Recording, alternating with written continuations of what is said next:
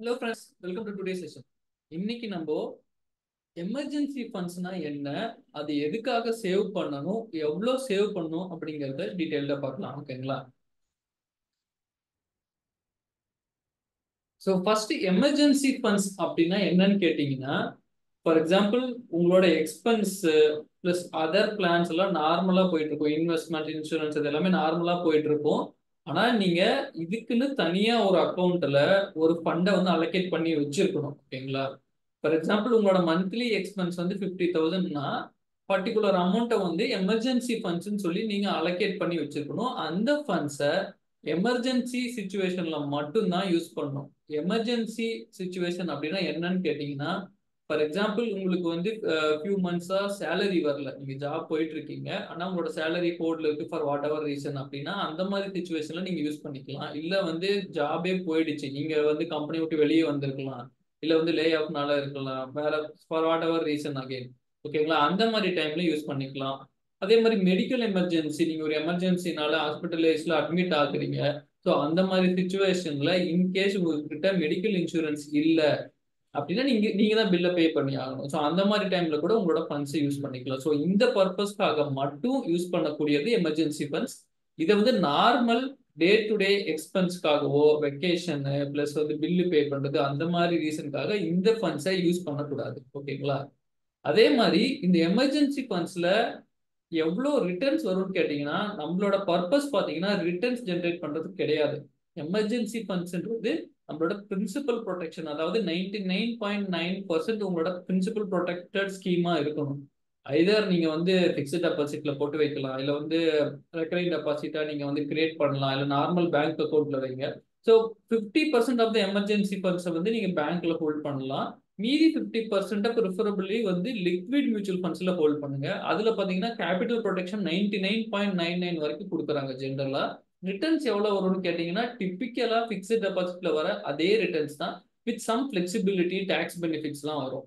நீங்க வந்து liquid mutual funds இல்ல டெப்ட் மியூச்சுவல் ஃபண்ட்ஸ் போனீங்கன்னா நான் சொல்றேன். ஓகேங்களா? அப்படி இல்ல உங்களுக்கு வந்து சேவிங்ஸ் அக்கௌண்ட்லயே நான் ஹோல்ட் பண்றேன்னா ஃபைன். ஆனா அந்த ஃபண்டை யூட்டிலைஸ் பண்ணக்கூடாது. ஸோ ப்ரிஃபரபிளி ஒரு செப்பரேட் அக்கௌண்ட் கிரியேட் பண்ணிட்டு அதுல வந்து ஹோல்ட் பண்ணிக்கிங்க. ஓகேங்களா?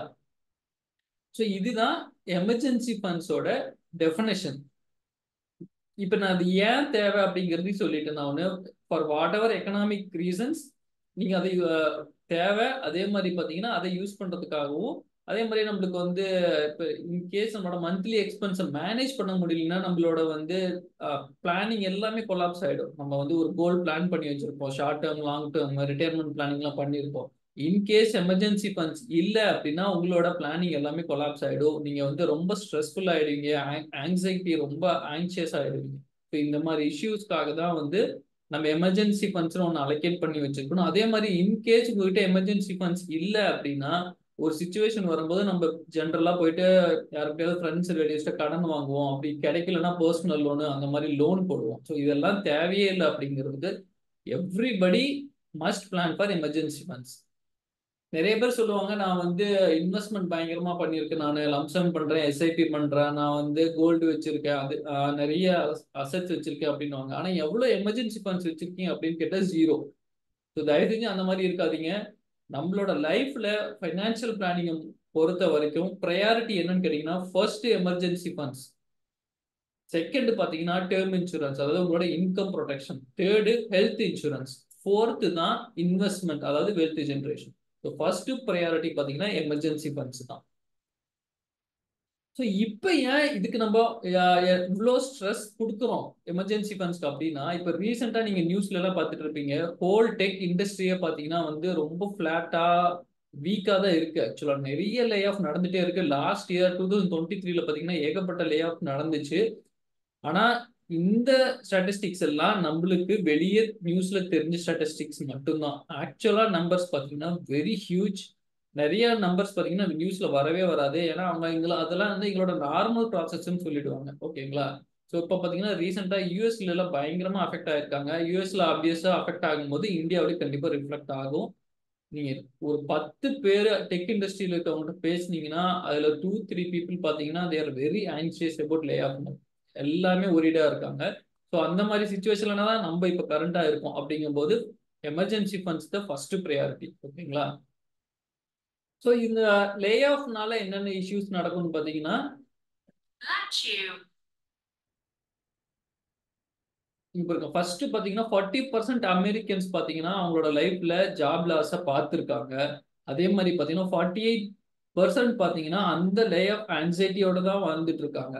அதே மாதிரி லாஸ்ட் 2 இயர்ஸ்ல மட்டும் பார்த்தீங்கன்னா 28% of Americans have been laid off from their job. அவங்க என்ன இண்டஸ்ட்ரியா வேணா இருக்கலாம். ஓகேங்களா? ஸோ இது எல்லாமே பார்த்தீங்கன்னா நம்ம சொல்ற அந்த நம்பர்ஸ் எல்லாமே பார்த்தீங்கன்னா ஹியூமன்ஸ் இன்வால்வ்டு தான். ஓகேங்களா? யாரோ ஒருத்தருக்கு நடக்கிற மாதிரி நினைக்காதீங்க. இது யாருக்கு வேணா நடக்கலாம்.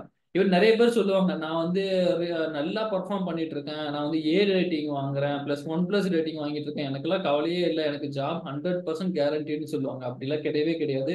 பிரைவேட் செக்டரை பொறுத்த வரைக்கும், அதுலேயும் பர்டிகுலரா டெக் செக்டர்ல பார்த்தீங்கன்னா, ஐடி செக்டர்ல பார்க்கும்போது பார்த்தீங்கன்னா 100% பெர்மனன்ட் ஜாப்னு ஒன்றுமே கிடையாது.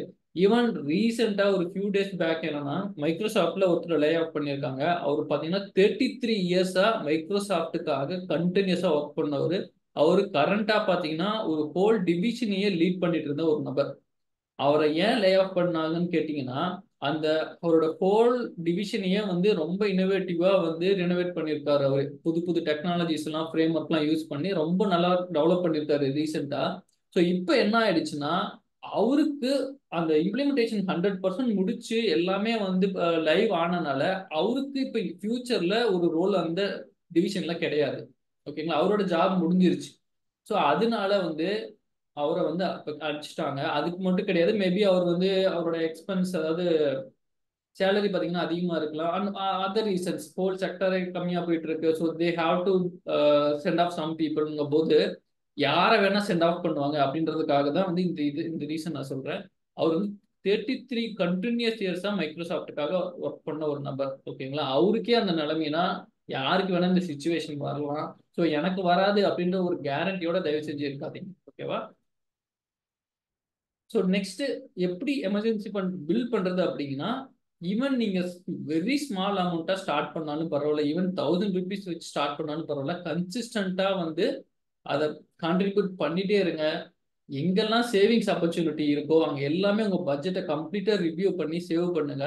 அதே மாதிரி ஆட்டோமேட் பண்ணுங்க. ஃபார் எக்ஸாம்பிள் வந்து நீங்க எஸ்ஐபி செட் பண்றீங்க, இல்ல ரெக்கரிங் டெபாசிட் ஆட்டோமேட் பண்ணிட்டீங்கன்னா அது ஆட்டோமேட்டிக்கா கிரெடிட் ஆகிட்டே இருக்கும் உங்களோட எமர்ஜென்சி ஃபண்ட்ஸுக்காக. நம்ம மேனுவலா பண்ணலாம் அப்படின்னு நினைச்சோம்னா நிறைய டைம் அது ஒர்க் ஆகாம போயிடும். அதே மாதிரி பாத்தீங்கன்னா செப்பரேட் அக்கௌண்ட்ல வந்து ப்ரொடெக்ட் பண்ணிக்கோங்க. நம்ம நார்மலா வந்து டே டு டே எக்ஸ்பென்ஸுக்காக யூஸ் பண்ற சேவிங்ஸ் அக்கௌண்ட் இல்லாம வேற ஒரு அக்கௌண்ட்ல போட்டு வச்சுட்டீங்கன்னா அது பாட்டுக்கு ஒரு பக்கம் இருக்கும். ஓகேங்களா? ஸோ எவ்வளோ வேணும் அப்படின்னு கேட்டிங்கன்னா, ஃபார் எக்ஸாம்பிள் உங்களோட மந்த்லி எக்ஸ்பென்ஸ் 50,000னா அட்லீஸ்ட் 10 to 12 months ஆஃப் எக்ஸ்பென்ஸை வந்து எமர்ஜென்சி ஃபண்ட்ஸ்னு வைக்கணும். ஓகேங்களா?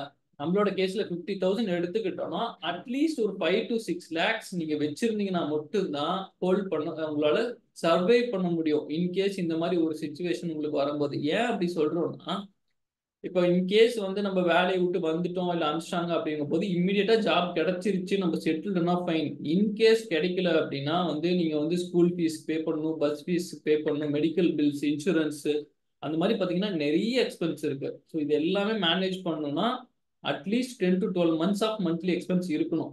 If you are a sole breadwinner for your family. இல்ல நான் ஹஸ்பண்ட் அண்ட் ஒய்ஃப் 2 பேரும் ஒர்க் பண்றோம் அப்படின்னா நீங்க ஒரு 6 months ஆஃப் எக்ஸ்பென்ஸும் அவங்க ஒரு 6 months ஆஃப் எக்ஸ்பென்ஸும் ஹோல்ட் பண்ணீங்கன்னா இட்ஸ் ஃபைன். ஓகேங்களா? ஸோ இதுதான் உங்களோட இனிஷியல் டார்கெட். அதை வந்து கிராஜுவலா நீங்க இன்க்ரீஸ் பண்ணணும். ஏன்னா இன்னைக்கு பாத்தீங்கன்னா உங்களுக்கு மந்த்லி எக்ஸ்பென்ஸ் 50,000 இருக்கலாம், நெக்ஸ்ட் இயர் பாத்தீங்கன்னா 75,000 இருக்கலாம். ஓகேங்களா? ஸோ அதை வந்து கிராஜுவலா எவ்ரி இயர் ரிவ்யூ பண்ணி பாருங்க. ஓகேங்களா?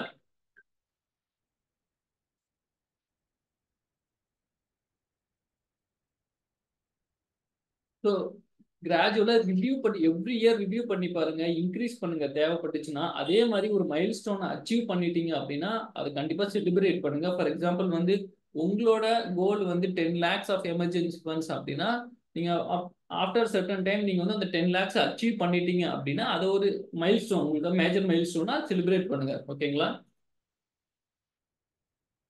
ஸோ இது நம்ம ஏற்கனவே பார்த்துட்டோம் எதுக்காக வந்து எமர்ஜென்சி ஃபண்ட்ஸ் நம்ம வச்சிருக்கோம் அப்படின்றது. Unexpected situation, job loss, financial stability, plus forth foremost important peace of mind. நம்மளுக்கு எமர்ஜென்சி ஃபண்ட்ஸ் ஒன்று இருந்துச்சு அப்படின்னா தான் நம்மளுக்கு வந்து பீஸ் ஆஃப் மைண்ட் இந்த மாதிரி கரண்ட் சுச்சுவேஷன்ல இருக்கும். அப்படி இல்லை அப்படின்னா அந்த பீஸ் ஆஃப் மைண்ட் கண்டிப்பா வரவே வராது. இது வந்து பிரைமரி இம்பார்ட்டன்ஸ். ஓகேங்களா? ஸோ இதை எப்போ நான் ஸ்டார்ட் பண்ணும் அப்படின்னு கேட்டிங்கன்னா, நீங்க என்னைக்கு இன்கம் ஏர்ன் பண்ண ஆரம்பிச்சீங்களோ அன்னைக்கே நீங்க பிளான் பண்ணியிருக்கணும். அதுதான் ஃபர்ஸ்ட் பெஸ்ட் டைம். இன்கேஸ் அன்னைக்கு பண்ணல அப்படின்னா இன்னைக்கு பண்ணுங்க. ஸோ இன்னைக்கு தான் வந்து செகண்ட் பெஸ்ட் டைம். அதுதான் வந்து இங்க சொல்லியிருக்காங்க. ஸோ இன்னும் வந்து நீங்க டிலே பண்ணிட்டே இருந்தீங்கன்னா ரொம்ப கஷ்டம். உங்களோட எக்ஸ்பென்ஸை ஃபுல்லா இப்ப கட் பண்ணுங்க. ஃபர்ஸ்ட் எமர்ஜென்சி ஃபண்ட்ஸை ஃபோக்கஸ் பண்ணுங்க. ஓகேங்களா? எமர்ஜென்சி ஃபண்ட்ஸ் இல்லை அப்படிங்கும் போது இன்வெஸ்ட்மெண்ட்டை பத்தி யோசிக்கவே யோசிக்காதீங்க. அதை தயவு செஞ்சு பண்ணவும் பண்ணாதீங்க. ஃபர்ஸ்ட் எமர்ஜென்சி ஃபண்ட்ஸ் பண்ணுங்க. அதை ஃபுல்லா அச்சீவ் பண்ணுங்க. பேரலா பாத்தீங்கன்னா ஒரு டேர்ம் இன்சூரன்ஸ் எடுத்து வச்சுக்கோங்க உங்களோட இன்கம் ப்ரொடெக்ஷனுக்கு. ஏன்னா இப்போ வந்து ஃபார் எக்ஸாம்பிள் நீங்க ஜாப் போயிட்டு இருக்கீங்க, கம்பெனில வந்து டேர்ம் இன்சூரன்ஸ் ஹெல்த் இன்சூரன்ஸ் உங்களுக்கு ப்ரொவைட் பண்ணுவாங்க. ஆனா இப்போ இந்த மாதிரி சுச்சுவேஷன்ல இன்கேஸ் திடீர்னு உங்களுக்கு வேலை இல்லை அப்படின்னா டேர்ம் இன்சூரன்ஸும் உங்களுக்கு போயிடும், ஹெல்த் இன்சூரன்ஸும் போயிடும். அதே மாதிரி திடீர்னு போயிட்டு நீங்க ரீட்டைல் ஹெல்த் இன்சூரன்ஸ் பை பண்றீங்க அப்படின்னா அதுல ஏகப்பட்ட கண்டிஷன்ஸ் இருக்கும். ஓகேங்களா? நீங்க ப்ரிஃபரபிளா ஹெல்தியா யங்கா இருக்கும் போதே, கார்பரேட்ல இருக்கும் போதே இந்த டூ டைப்ஸ் ஆஃப் இன்சூரன்ஸ் எடுத்து வச்சுக்கிட்டீங்கன்னா ஃபியூச்சர்ல உங்களுக்கு என்னைக்கு தேவையோ அது கண்டிப்பா உங்களுக்கு ஹெல்ப் பண்ணும். நீங்க வந்து இன்கேஸ் உங்களுக்கு ஒரு மேஜர் இஷ்யூ வந்ததுக்கு அப்புறம் போய் இன்சூரன்ஸ் பை பண்ண போனீங்கன்னா எந்த கம்பெனியும் உங்களுக்கு இன்சூரன்ஸ் ப்ரொவைட் பண்ண மாட்டாங்க. ஓகேங்களா? ஸோ இது எல்லாத்தையும் பிளான் பண்ணிட்டு அதுக்கப்புறமேலு இன்வெஸ்ட்மெண்ட் பத்தி ஃபோக்கஸ் பண்ணுங்க. ஸோ இதுல எதனா கிளாரிஃபிகேஷன்ஸ் டவுட்ஸ் ஏதாவது இருந்துச்சுன்னா நீங்க எனக்கு ரீச் அவுட் பண்ணுங்க. நான் இல்லைன்னா எங்க டீம் வந்து உங்களுக்கு கண்டிப்பா ஹெல்ப் பண்ணுவோம். ஓகேவா?